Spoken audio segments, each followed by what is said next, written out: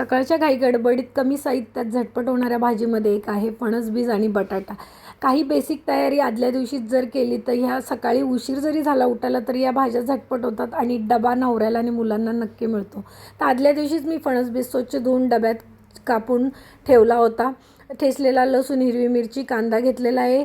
कढईत तेल गरम झाल्यावर जिरा आणि हिंग घालून घेतल्यावर ठेचलेला लसूण घातलेला आहे. लसणाचं कच्चंपण गेल्यावर कांदा घालून घेऊया.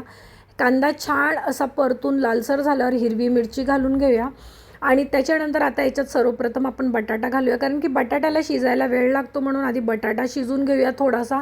दोन्ही एकत्र घातल्यावर फणसबीज काळी पडतं म्हणून एकत्र घालू नये. चवीप्रमाणे मीठ घालून झाकण झाकून बटाटा थोडासा शिजू देऊया. बटाटा थोडा शिजून झाल्यानंतर मग आता याच्यात आपण फणसबीजची भाजी घालून घेऊया आणि चवी थोडंसं नावाला हळदी घालूया आणि हे मिश्रण छान एकजीव करू.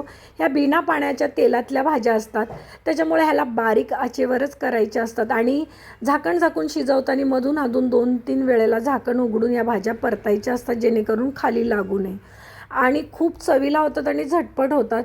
त्याच्यानंतर तुम्ही पाहू शकता इथं फणसबीज आपला असा हिरवागार दिसतो म्हणून फणसबीज आणि बटाटा एकत्र घालायचा नाही. इथं आपली भाजी शिजलेली आहे. वरून कोथिंबीर करा.